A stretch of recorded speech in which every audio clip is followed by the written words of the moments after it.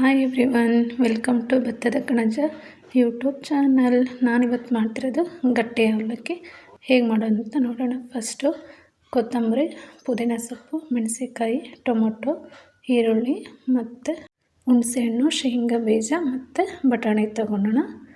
ಮತ್ತು ಒಗ್ಗರಣೆಗೆ ಕಡಲೆಬೇಳೆ, ಉದ್ದಿನಬೇಳೆ, ಜೀರಿಗೆ, ಅರಿಶಿಣ ಮತ್ತು ಸಾಸಿವೆ ತೊಗೊಳ್ಳೋಣ. ಫಸ್ಟ್ ಎಣ್ಣೆ ಕಾಯಲಿಟ್ಟು ಉದ್ದಿನಬೇಳೆ, ಕಡಲೆಬೇಳೆ, ಶೇಂಗಾ, ಸಾಸಿವೆ, ಜೀರಿಗೆ ಇವನ್ನ ಫ್ರೈ ಮಾಡ್ಕೋಬೇಕು. ನಾನಿಲ್ಲಿ ಅವಲಕ್ಕಿಗೆ ಎಕ್ಸ್ಟ್ರಾ ಟೇಸ್ಟ್ ಬರಲಿ ಅಂತ ಹಸಿ ಬಟಾಣಿ ತೊಗೊಂಡಿದ್ದೀನಿ.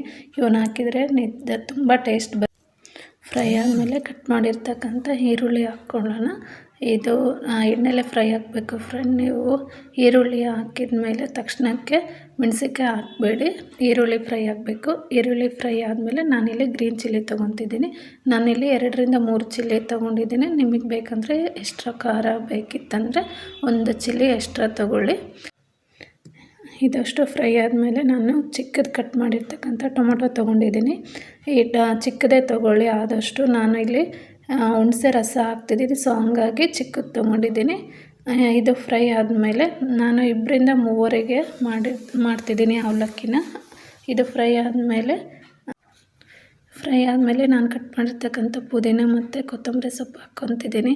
ಇವೆರಡು ಹಾಕೋದ್ರಿಂದ ತುಂಬ ಟೇಸ್ಟ್ ಬರುತ್ತೆ ಪುದೀನ ಹಾಕೋದ್ರಿಂದ. ಫ್ರೈ ಆದಮೇಲೆ ನಾನು ಅರಿಶಿನ ತೊಗೊತಿದ್ದೀನಿ. ಅರಿಶಿನ ನಿಮಗೆ ಕಲರಿಗೆ ಎಷ್ಟು ಬೇಕೋ ಅಷ್ಟು ಹಾಕ್ಕೋಬೋದು. ನಾನಿಲ್ಲಿ 1/2 ಸ್ಪೂನ್ ತೊಗೊತಿದ್ದೀನಿ. ಇದು ಚೆನ್ನಾಗಿ ಬೇಯಬೇಕು ಫ್ರೆಂಡ್, ಎಣ್ಣೆಲ್ಲೇ ಬೇಯಬೇಕು, ನೀವು ನೀರೇನು ಹಾಕೋಕ್ಕೆ ಹೋಗಬೇಡಿ. ಚೆನ್ನಾಗಿ ಬೆಂದಾದಮೇಲೆ ಹುಣಸೆಹಣ್ಣು ತೊಗೊತಿದ್ದೀನಿ. ಹುಣಸೆಹಣ್ಣಿನ ಹುಳಿ ಈ ಥರ ಹಾಕಬೇಕು, ನೀರು ಹಾಕೋಕ್ಕೆ ಹೋಗ್ಬೇಡಿ. ಆದಷ್ಟು ಹುಣಸೆ ರಸನೇ ಹಾಕಿ ನಿಮ್ಗೆ ಎಷ್ಟು ಹುಳಿ ಬೇಕೋ ಅಷ್ಟು ಹಾಕ್ಕೊಳ್ಳಿ. ನೀಟಾಗಿ ಫ್ರೈ ಆಗಬೇಕು. ನೀವು ಹುಣಸೆ ಹುಳಿ ಆದ ತಕ್ಷಣ ಸ್ಟವ್ ಆಫ್ ಮಾಡಬೇಡಿ, ಲಿಡ್ ಕ್ಲೋಸ್ ಮಾಡಿ ಇಡಿ.